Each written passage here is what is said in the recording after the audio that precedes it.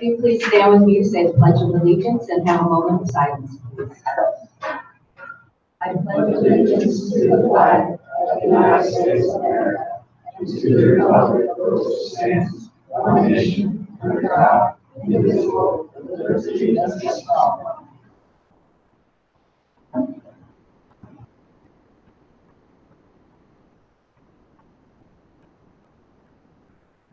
Thank you.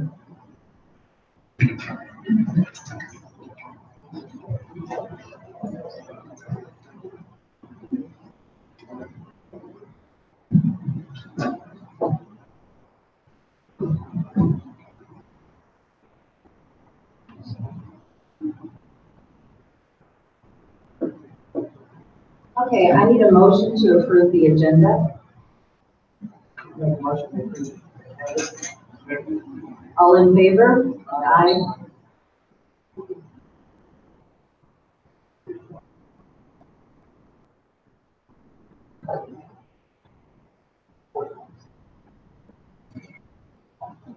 Okay, I have a correspondence to share to the board. School board, I want to thank you for your thoughts while I was in the hospital. The plants you sent was very encouraging, not only to myself, but also to my wife. Our hearts have been deeply touched by your kindness. It is truly an honor to serve in such a great school district. God bless Richard Ricard.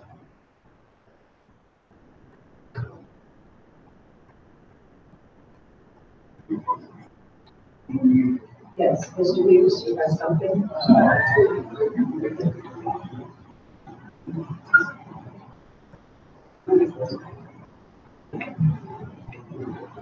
I have,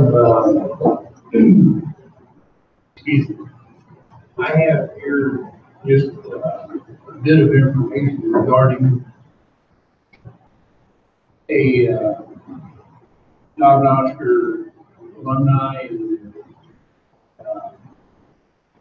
Nog-Nosker for hire residents who lost their lives in the line of duty. There were two of them in the last 2011 Trooper Guthrie, and I didn't know it's been that long. And then Ryan Morton, policeman,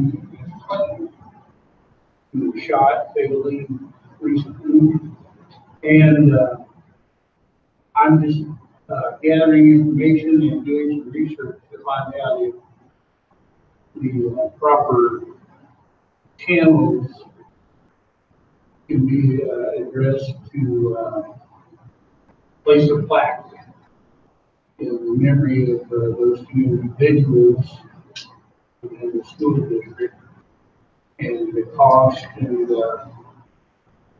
overall expense and what needs to be done. So I'm checking other school districts and policies and seeing what the proper channels would be. And I don't believe it's an issue, but we are going to pursue the information and make sure that we have the proper, we handle it properly by going forward with this. It could get confusing if you deal with it through all of the different angles and what's right, where you set the precedent, where you draw the line, who's to be honored, who's to be honored in a different fashion. So anyway, this is just to let everyone know that we haven't forgotten about these individuals, and I've been in touch with the families, and I've stayed in touch with them, make sure that it's done to their ideas and ideals. That's pretty much all. Thank you. Thank you, Tom. That was a good call. Our recognitions. Tonight, we would like to bring before the board our transportation team, just to honor and recognize them from the board for all the hard work that they do. Have just a couple of different things that, some talking points here. Bill maintains a fleet of about 19 school buses and 2 minivans. Most of those are out from 6 in the morning until about 10 p.m. Sometimes later, if you're at a Warsaw tournament and you're playing that last game, I've been there. And we have 15 route drivers that they cover about 20 morning routes and 21 afternoon routes daily. Obviously, transporting safely about 1,200 of our students every day to school. So a lot of times, what these individuals do goes unnoticed, and we wanted to make sure that we brought them before the board to be able to recognize them, the hard work that they do, and also our transportation director, Kim, as well. We've had up to 27 drivers, 500 trips, and as we said, about 1,200 students daily that get on these. So I'd like to honor them, and we have a few of them in the audience tonight to be able to honor. So if I could have Kim Palmer, Scott Sater, Richard Ricard, and Jennifer Goodrich come forward. I'll leave myself out of there as we bring this forward. So let's bring them forward and just honor them.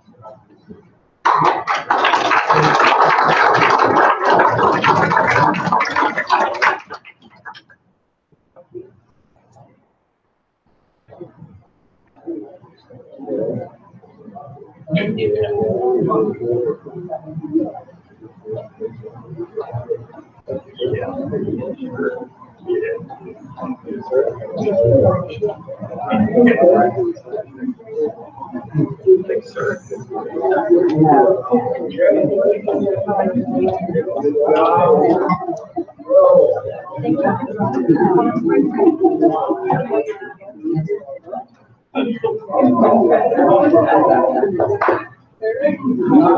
Appreciate everything. Yes, sir.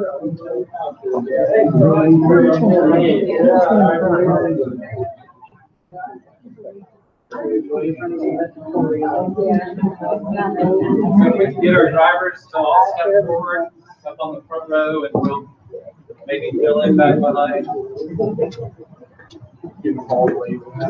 Leslie, you may want to be here out.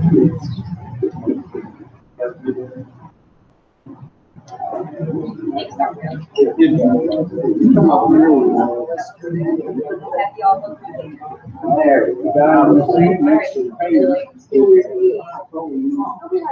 You're always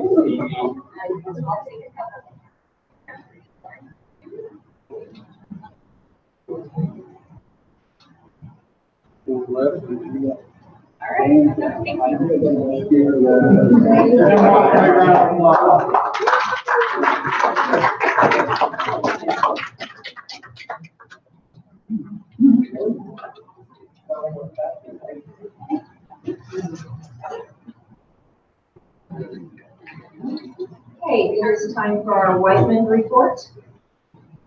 Well, good evening. Good evening. From good evening again, we're not making this document and you know, you might be stuck with it he does PCS this summer. So we are expected to get a new replacement for Colonel Evans, probably also this summer. So we'll see.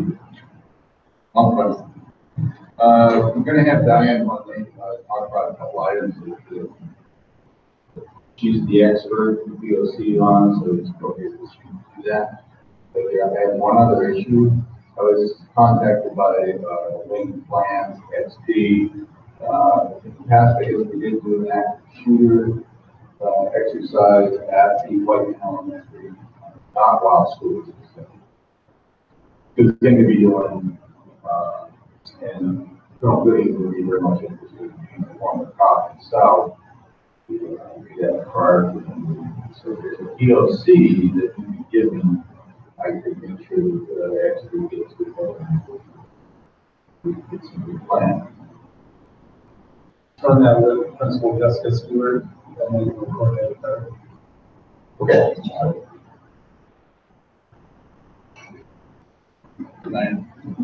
Good evening. So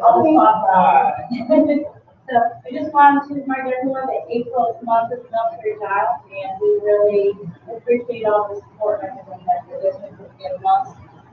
And I did my military training on a daily basis. April 13th is what they call Purple Up Day, and that is where anyone that can wear purple shirt, purple whatever, and just to celebrate our military kids. Other districts are shooting me either links on their Facebook page or pictures of them in groups that are dressed up in purple so that we can go ahead and share that on the website page and just recognize everyone that keeps their welcome. Also, one announcement today was what's going on in all military districts, the general company and assembly knows that it's not that I'm going to be punching away walking the 5K if anyone wants to do anything. I'll be at the school if you want to do that. The fastest are colors. The next thing we have is Operation Spirit. That is on May 5th. Operation Spirit is a program where we're it's basically a teaching lesson for the kids to teach them about deployment. So we put the kids through a mock deployment line. We bring them out to the airfield with a sketch display of many aircraft, and then we bring them to an obstacle course that's a resilience course. No competition, is really just competing against themselves.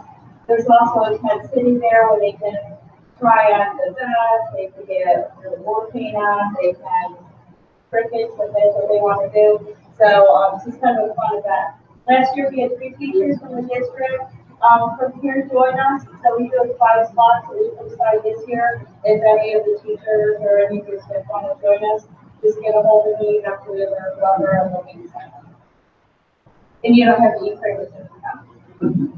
And then the last thing I have is that Military Child Education Coalition is coming into the free course for us. Last year they did the one on living in the new normal for military kids. And this year they're doing responding to military children with exceptional needs. So the focus is actually really for adults to attend this and to look at the issues that our military kids have as they're moving and transitioning and going to school. So this could be maybe daycare providers, this could be staff from your school, yourself. I mean, there's going to be a mixed variety of people that are attending. For those people that need CEUs are available through MCEP. I think they have a small fee for that. Anyone that would like to attend, it's on the 10th of April. It'll be at the Holiday Inn Express in Warrensburg. All the information on how to sign up is all done online. And the board for the welcome if anyone would like to come as well. There's a little bit more that we put in on. I'll leave these here if anyone would like. Anyone have any questions for me? Okay. Thank you, Diane. Do you have anything else? Okay, thank you. MSBA report.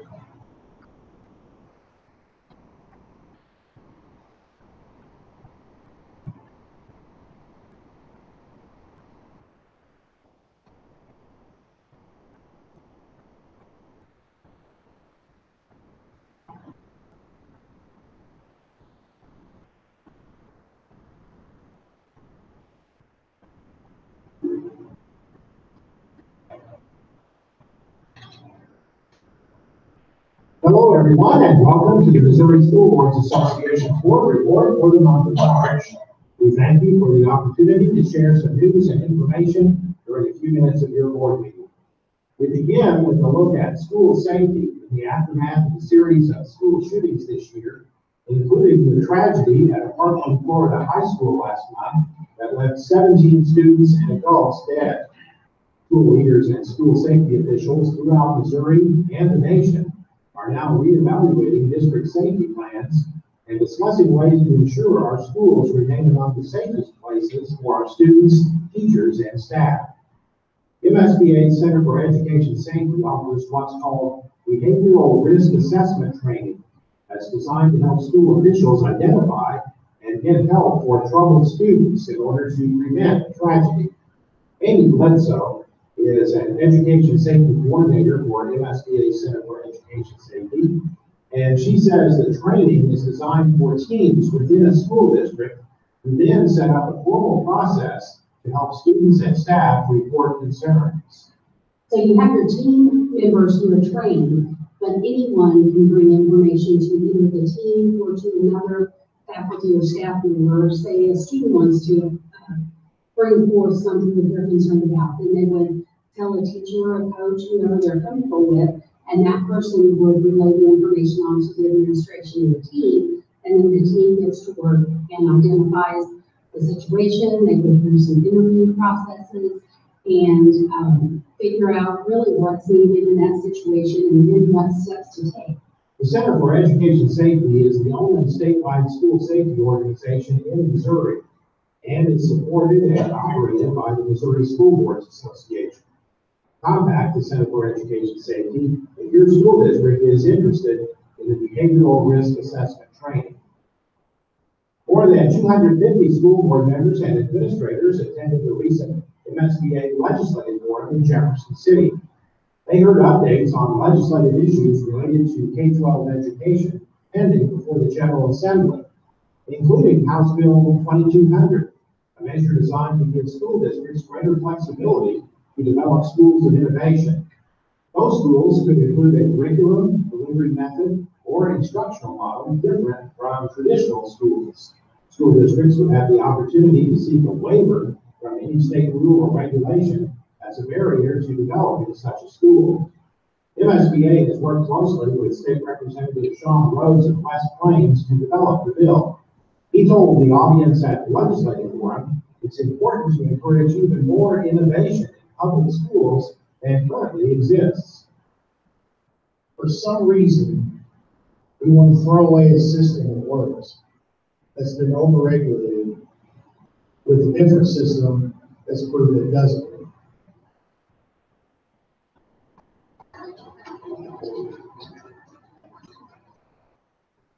That's why we came up with House Bill 2200 to take those regulations back down. MSBA believes House Bill 2200 represents a positive agenda for public education in Missouri and urges the General Assembly to approve it this year. Another piece of legislation under consideration this year is a bill sponsored by State Senator Gary Romine of Farmington that would reform the process for appointing members to the State Board of Education.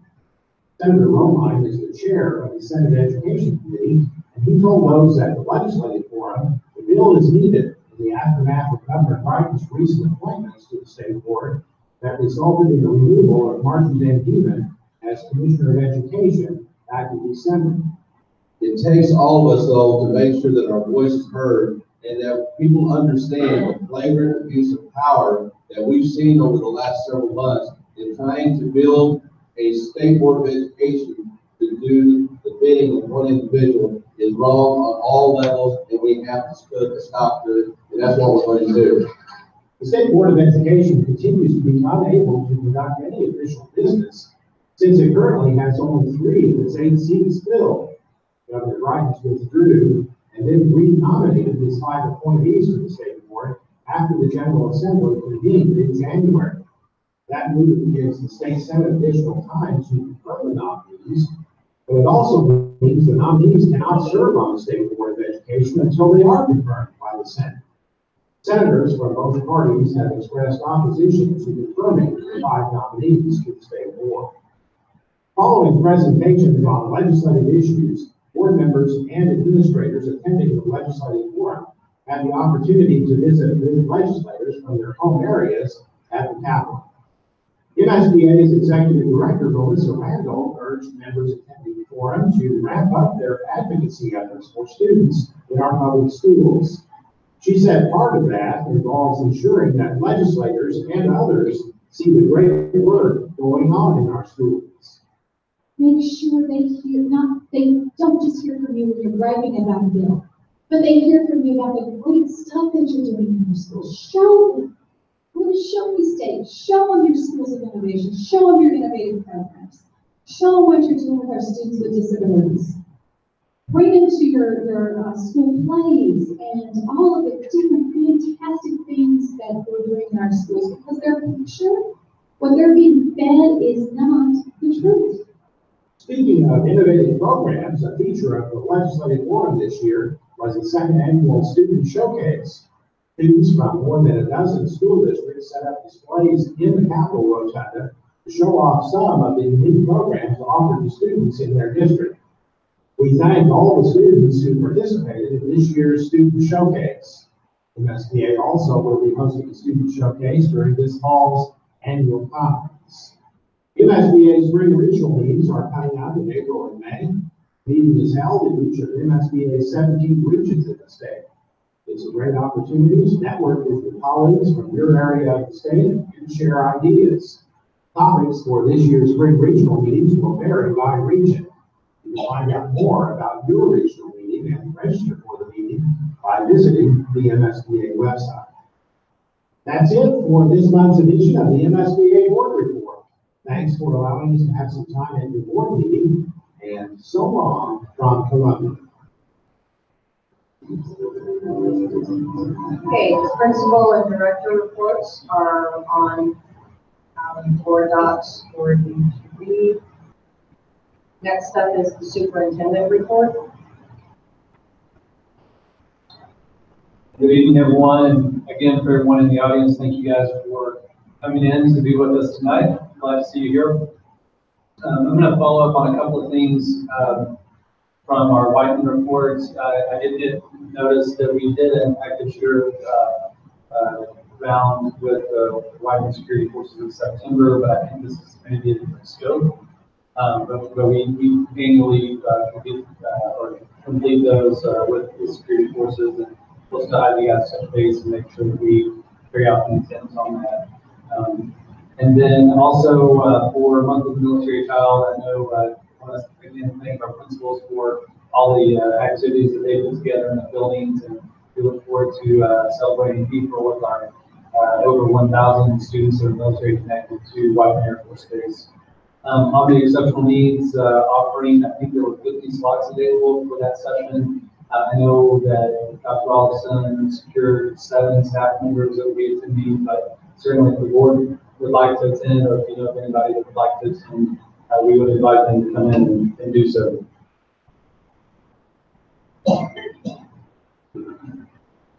So last month has been another eventful one.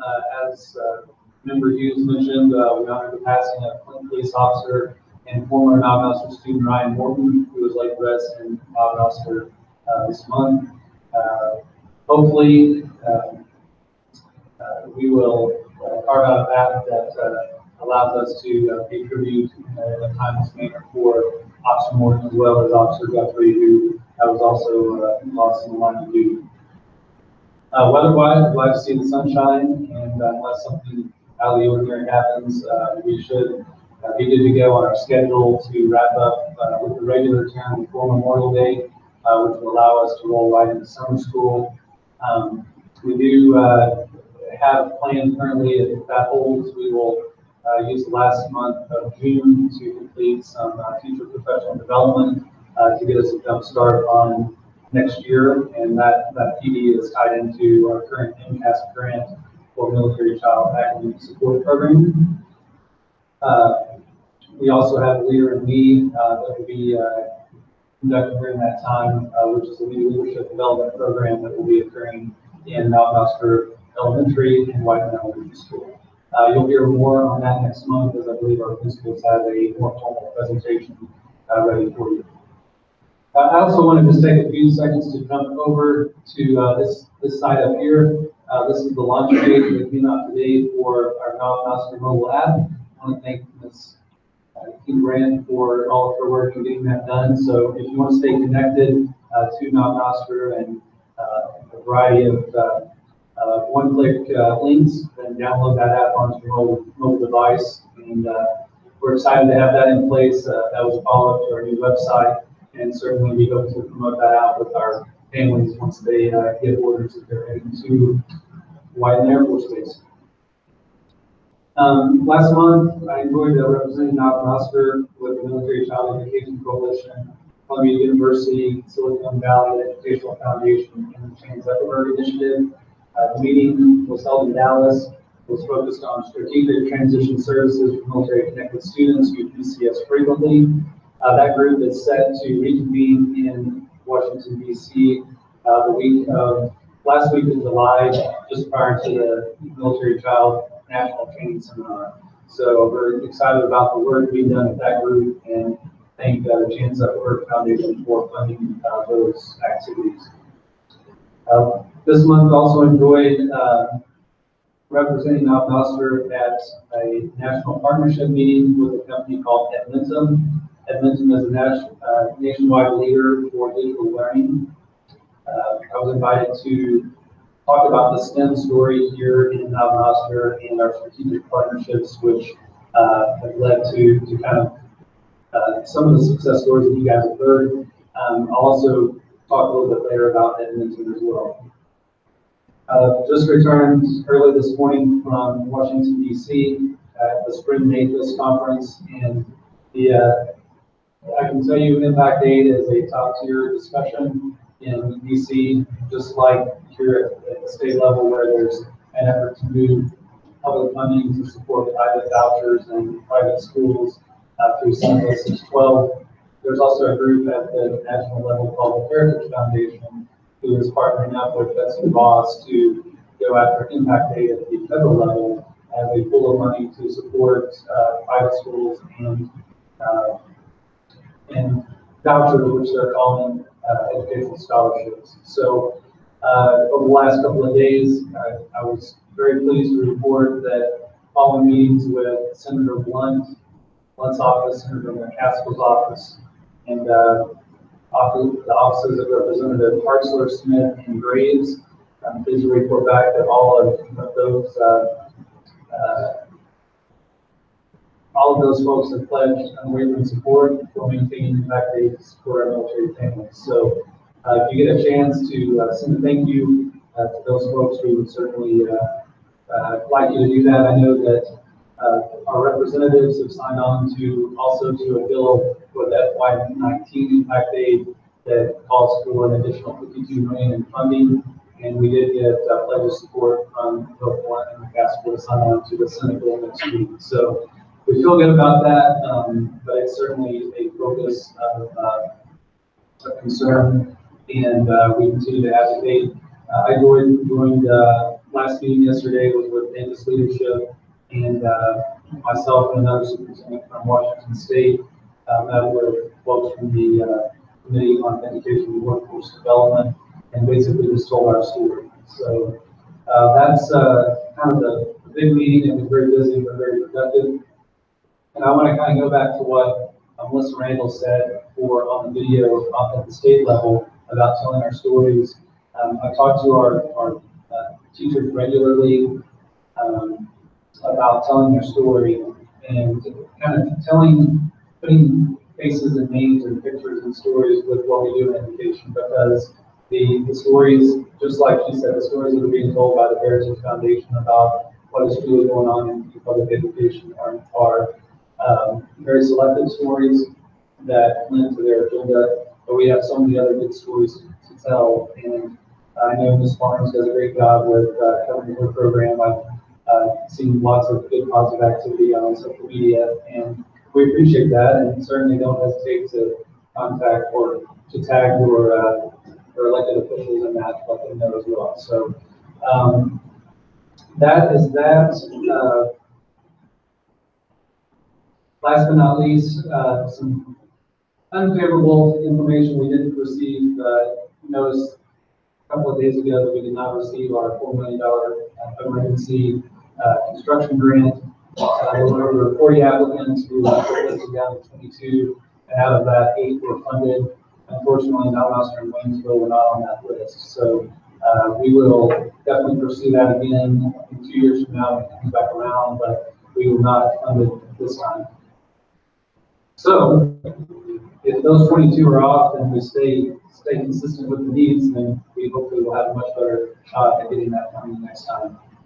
Along those lines, we also have the Office of Economic Adjustment, who has a much larger pool of money that are evaluating around 165 school districts, and they will do a phone conference with us tomorrow, and then be on site next week to evaluate Whiteman Elementary, and we look forward to engage in that. So we're trying to chase down opportunities for facilities money where it is available.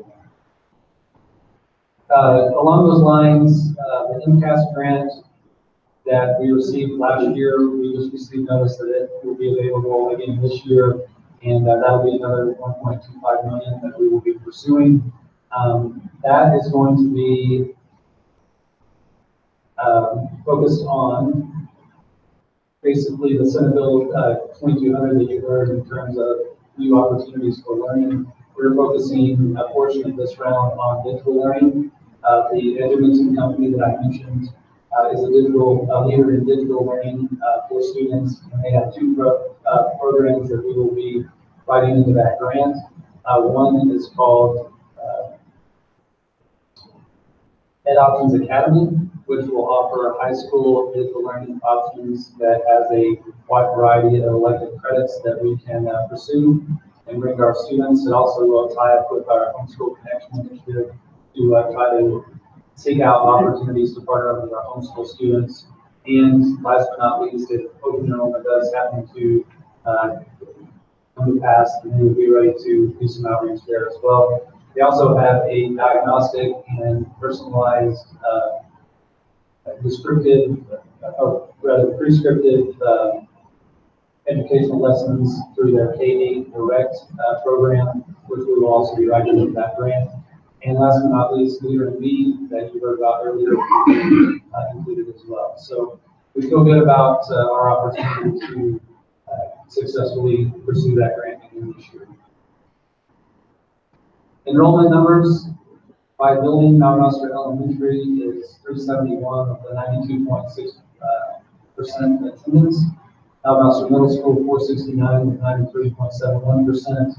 Mount Auster High School 343, 93.66. Whiteman Elementary 326 at 95.15. The district total 1509 with a 93.78%. I will note in there that some of the absences were still related to some illness, and we are asking the state for a waiver during the last several months on any days that cause us to drop below our MSAT 90% requirement. So I'll report back on that once we hear it. Financially, for the month ending, we have balances for all funds $13,660,230. Revenues to date $13,081,800, which is 72.4% anticipated, and expenditures are $9,437,375, which is 56.6% of budget. And that concludes my report. Thank you, Dr. Miller. Next up, we have KMAT presentation.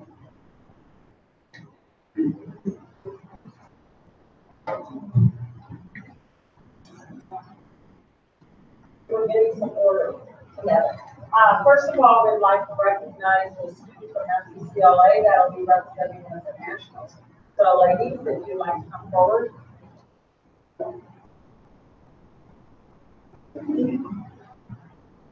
Ms. Allen, you said we were going to Nashville?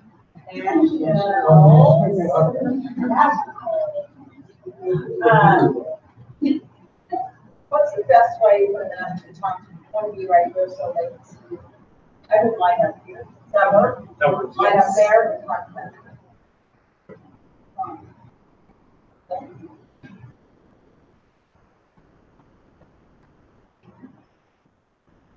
There is a camera that is videotaping right over here, so you just probably want to stand to the side of that.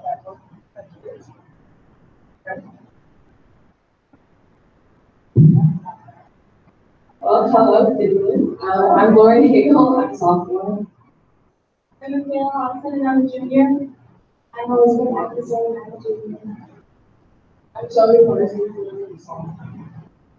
So, as was all said, we're members of FCCLA, which is Family, Career, and Community Leaders of America. In and, we completed STAR events, which stands for Student Taking Action and Recommend. STAR events recognize the discipline members for proficiency, achievement for chapter and individual projects, leadership skills, and career preparation. STAR events offer individual skill and development and application of learning through cooperative and individualized and creative activities. Our first competition against chapters in Region 12 was on January 31st, 2018 at UCN. We both received a gold rating and were top 2 of our category and advanced on to state competition. The Missouri SCCLA State Leadership Conference was held March 11th through 13th at Tanagerra and over the Ozarks. We then both received a gold rating and were second in our category to advance to nationals. The SCCLA National Leadership Conference will be held June 28th to July 3rd, 2018 in Atlanta, Georgia. Our project was Chapter Service Project Display. For our event, we created a card that has different local businesses on the school events. The cards were divided into categories such as food, businesses, and school events, and stuff like that. Food, specialty, and school events. We had like moving around town and had asked businesses they want to be on the card. We had some people that they wanted to be on the card and we had something they wanted to. And we gave them out to students and businesses and the customers that came in. We also gave them to school offices so when people came in, they could get a card. We handed out the cards we got the cards turned in by January 5th. Okay, so the cards work by going to least one business in each category, and they're like small local businesses. So once you go to each business, you get a signature from either the owner or the person working, and once you get all the signatures that you need, you turn it into either the non-master offices or the White office, and then it's entered into a raffle to win a prize such as a free sports pass for the 2018-2019 school year or a big part of the businesses. On October 31st, we started brainstorming ideas of a big card project. We thought about doing scavenger hunt or a community card. We thought about looking how to be the best option for our community.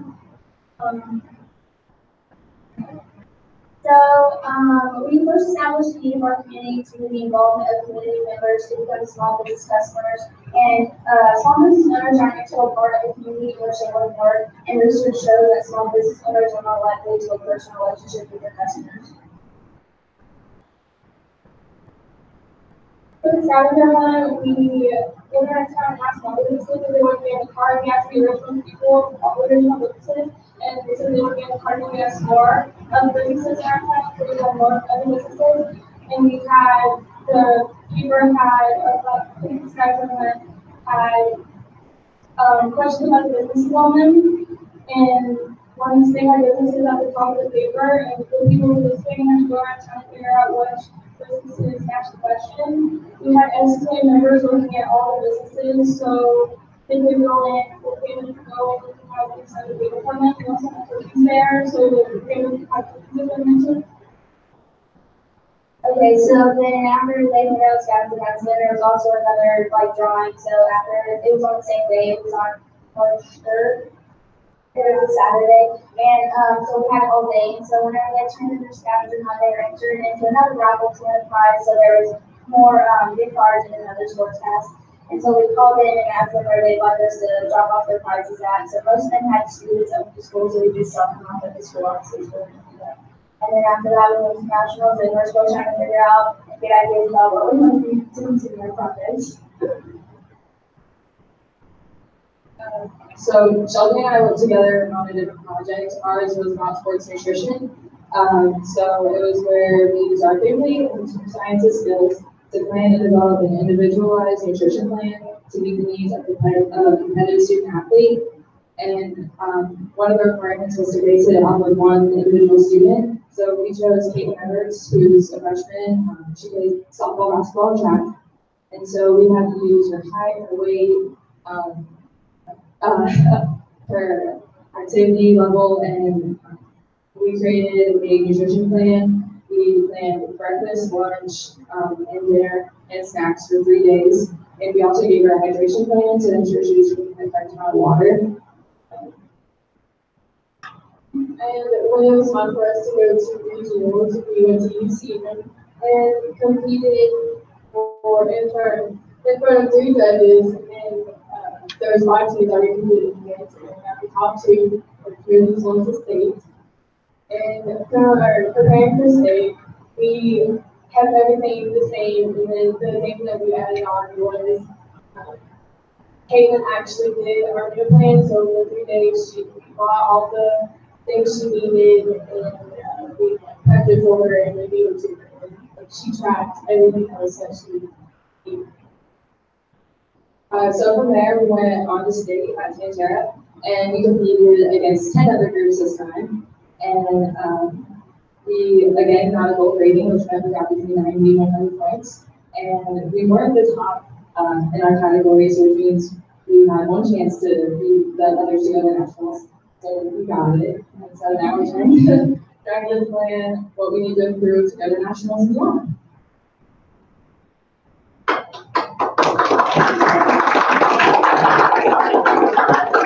So I just want to say something really quick, because I worked with these girls a little bit before they started their process and sat down with them on ways that they could present in front of the judges and do a great job. And obviously they did, and I'm so proud of them. And I was so excited when I saw on Twitter that they had advanced like they did. But I sat down with them this evening for just a little bit and asked them some questions about what it was like and what they learned from all this, because I think that that's really the point.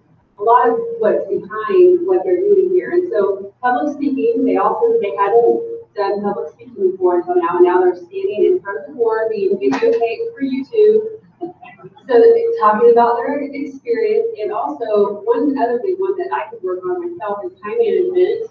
So they told me that they did a lot. They had to implement time management, and they learned a lot behind that. And so I just want to say that I'm really proud of what they've done. I think it's awesome, and it's really amazing. I asked them, when was the last time somebody from Knox went to nationals for the FCCLA competition? And I think Ms. Barnes said 15 years, something along that line. So it's really amazing that we have a program that's doing this for our students, and that they've been able to jump out in front and achieve what they've achieved. And so now they need ideas for their next project. So they're soliciting ideas from everybody. So if you have Make my meal plans. yeah, I would be happy if you make really like a month's worth of food, or even just a month's worth of recipes would be really great. Congratulations, girls. We had also, if you notice, we please stand here because at the high school, we also wanted to recognize 3 different teachers / programs. And the 3 that were nominated by their peers and voted on at the high school, one of them was Ms. Veronica Barnes, so I'd like to call her up as their sponsor. So I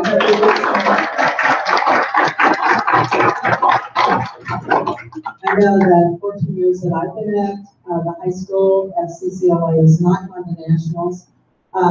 Veronica is being recognized by her peers for outstanding leadership in PACS and FCCLA. She is regenerating an interest in basic practical skills, including childcare, meal planning, budgeting, and cooking, and is helping guide students to reach the national level in their competitions with a direct impact on service to the local community. So, Ms. Mark.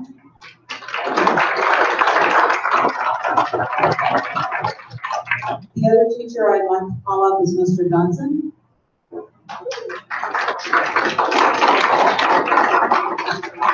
I'd like to call this the Newbie Award, but he's only newbie to the school, the art district. Mr. Johnson is being recognized by his peers for holding students and athletes accountable for their actions and their work ethic. He is trying to change the athletic culture at KNHS.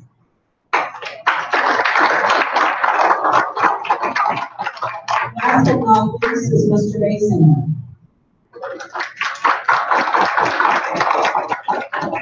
Mr. Basinger was nominated for recognition by his peers as a leader in the building. He is always pushing us, the teachers, to do the best for our kids, and has also helped make student council a much more student-led program.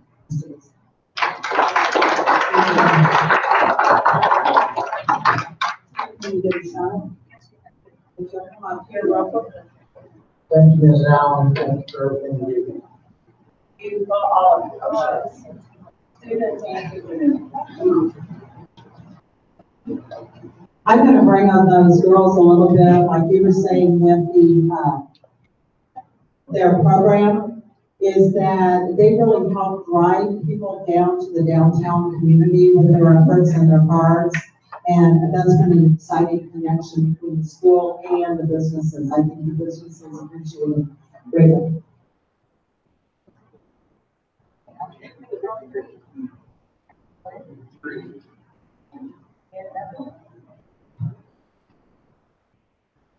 Thank you.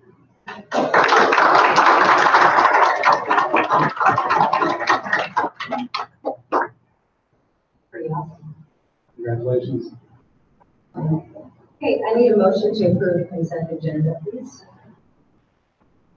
Make a motion to approve.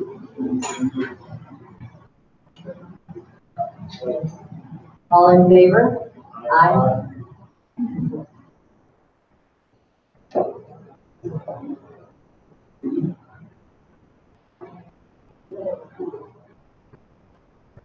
I need a motion to approve the bills as presented. Full board? I second. All in favor? Aye.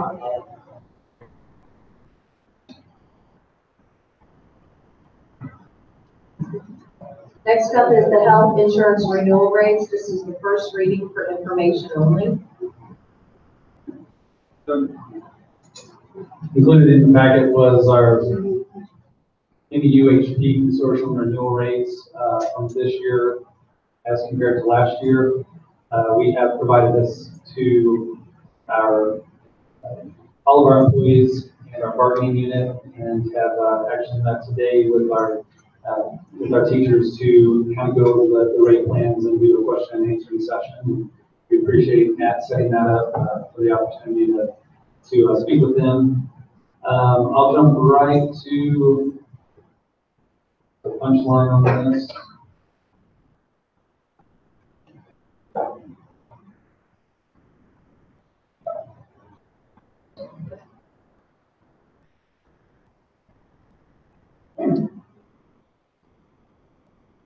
Can I go home?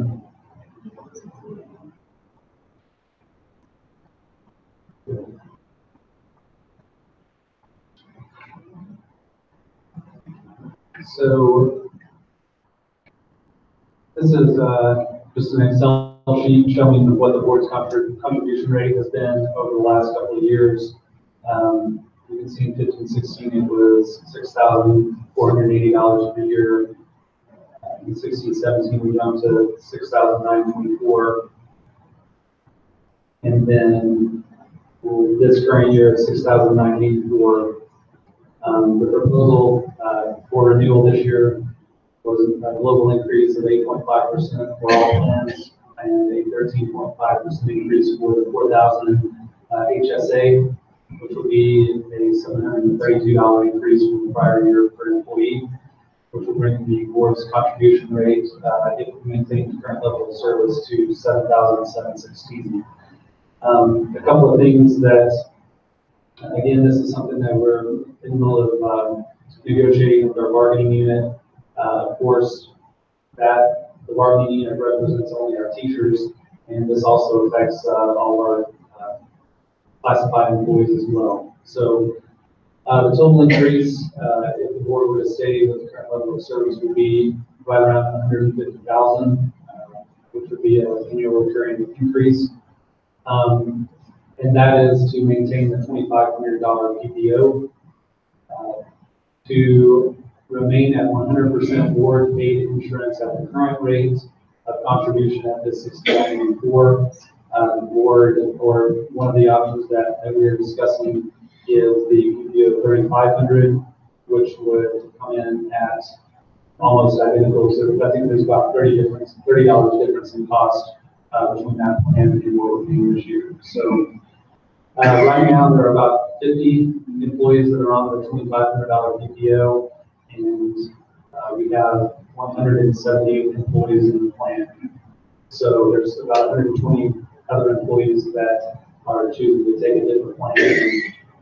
As discussed with the teacher union today, it comes down to where the board wants to invest our money in terms of our overall compensation. So I wanted to make the board aware of our rate increases, bring you up to speed on our negotiations on that topic. And then we'll also let you know that we have reached out to a separate broker and we are looking for additional bids. So we did that last year. We came back with unfavorable results last year. There's a decent chance that we'll come back with unfavorable results again this year based on our claims, but we're going to go ahead and go through that exercise and in hopes that we may come up with some different opportunities. So, not great, but it's pretty much what we expected. The one thing that is not accounted for in this is a tier increase. We were a couple of percentage points away on our claims data from getting another 5% tacked on top of this. So that's the second year in a row where we've had pretty high claims. So that's kind of where we're at. Moving ahead, we know that the specialty pharmaceuticals are continuing to be the topic of conversation within the insurance plans. Those specialty pharmaceuticals are continuing to drive up prices, and it doesn't appear that there's any change in the near future. We'll see what the Buffett Group is going to do with their jumping into the healthcare industry, and but I'm not holding my breath on that. So this is a non-action item, just an information item, and we will revisit this as we move forward. Thank you. Next up is online traffic and Google Analytics. This is an item I dropped back on the agenda. It was on there last year, so I continued with the same agenda item, included last year's Google Analytics, and this was actually run for the month of February 1st through 28th last year, and we had about 2,200 users during that 28-day period. We go to the district site. We did just set this up, but I wanted to give a comparison. This is a 3-day comparison, and we had about 400 users. So we are going up. We about tripled based on this data. Looked like we've tripled the amount of traffic onto our website. So Mr. Davis has this set up by district, and then we can also break that down by building as well. We talked briefly about doing some things within our control to drive traffic, like requiring that when every employee logs on to the internet, it directs them to the page, but that is not really the traffic that we're after. We really wanted to drive traffic with our PCS and families in our community. So that's something we would look at, but that is not currently happening right now, which would inflate those numbers. The other thing that I would point out is we're really excited about the new site, but we're also really excited about our mobile app and what we're doing on that side of things. And then, as mentioned with East Barnes, and that is an example of many of our teachers and sponsors who are really doing a heavy push on social media. So there's tons of engagement in that area as well. So we are doing a good job of putting out a digital storefront for our school district, and I'm very pleased to have that accomplished. It also gives us a fantastic opportunity to anchor some of our information back for our community and kind of archive it there as well. So just wanted to share that, and we'll be happy to have Mr. Davis answer any questions you have. I have one. Does the mobile app, is this one where people can go and put money in their kids' lunch account with? Not yet, but we are working on that. We are experimenting with that right now. That's the next task that we want to accomplish. So we're getting there. We're discussing whether we want to tackle lunch or try to do something more broad that would cover all of the kind of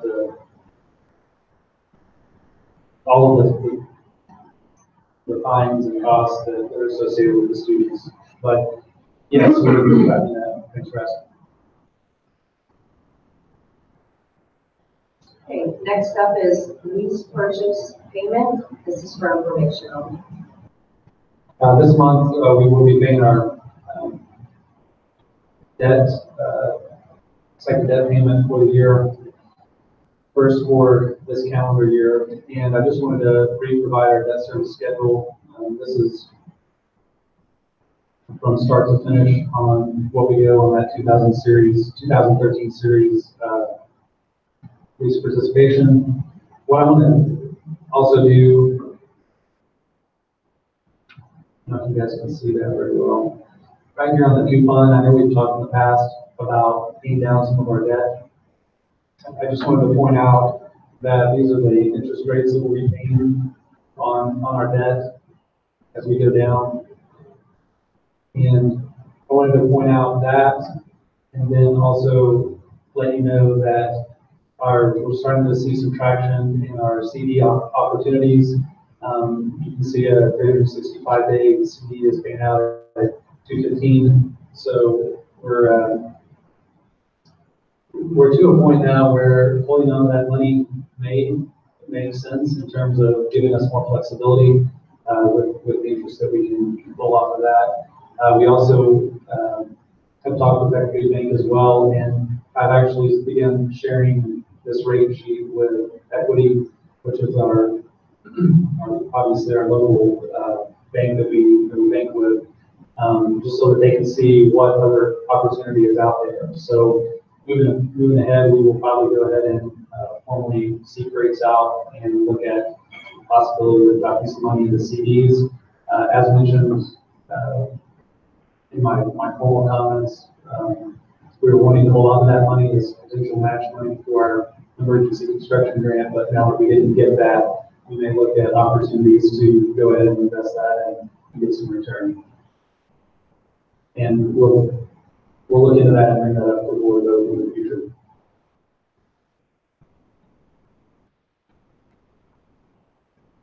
Okay, on to old business. Next up is salary and internal equity study. There is action to be taken on this one. This is a follow-up to last meeting where we did a second reading that included the CEBA's proposal.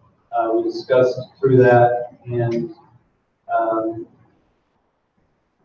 discussed the opportunity to purchase out parts of this, and did confirm back that it is broken into parts and those can be voted upon individually. And I believe we left that as looking at just the administrative director line item, but it was not an action item, so I brought it back for the third time for action from the board.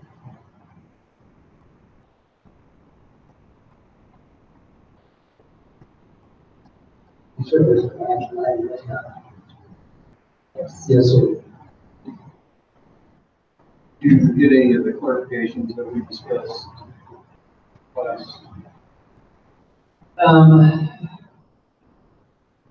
Remind me what your question was, if you don't mind. When we kind of talk about, it says that it will update for 5 years. And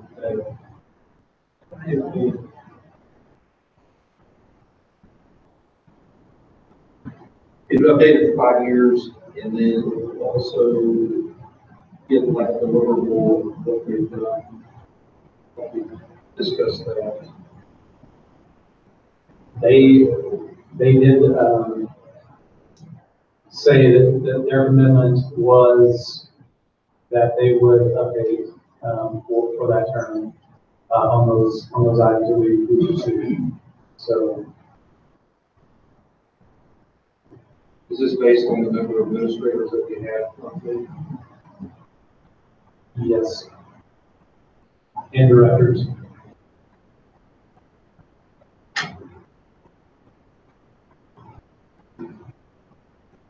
Okay, I need a motion.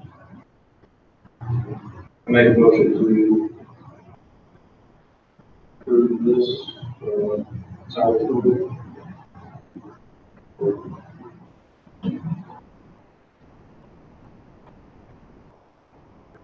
just for the administrators or Just supporters. Then you want to break it out to just approve the administrative side. Correct. I guess the question I have is.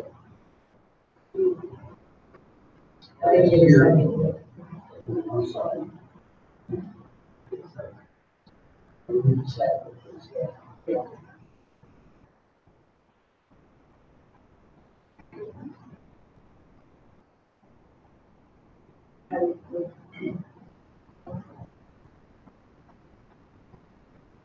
I'm just gonna refrain from commenting on this. I'm scared to say the internal salary study and what document to do that. That was on the administrative side. So,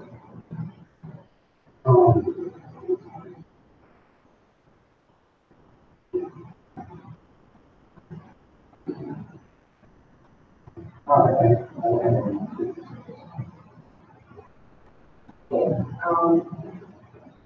I'll approve. I would like to add, but I will call.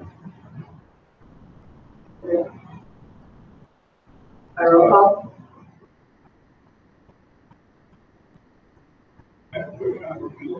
Oh, go ahead. This is exactly the same thing Dr. Hill did before. Pretty close. Well, it's okay. It's exactly the same.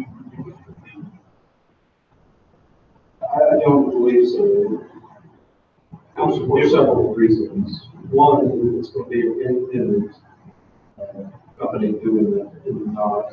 Which means a negative is going to cost us more money. The same information. Give me your opinion.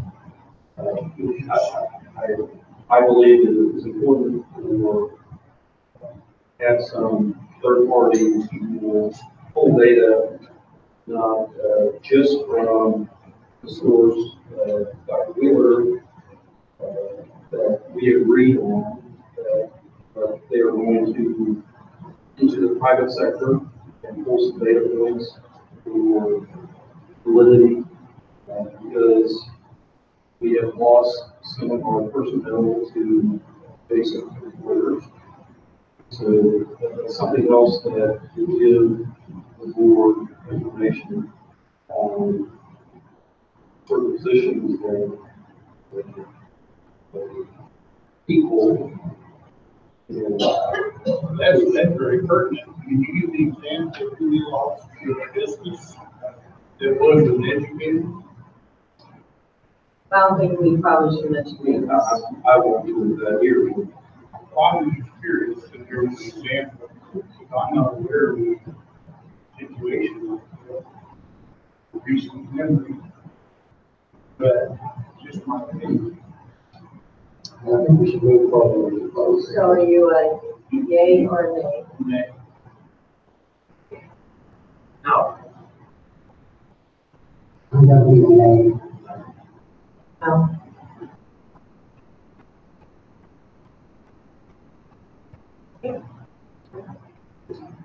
So, that being said, what I'd like to do is, follow up with Mr. Golden and,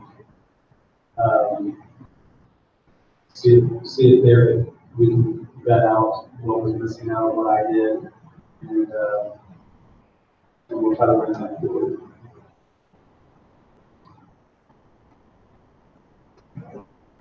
Next motion to adjourn to executive session pursuant to RSA 610-021, 39 and 13 by roll call vote. I second. Aye.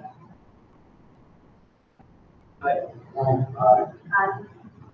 Thank you all for coming.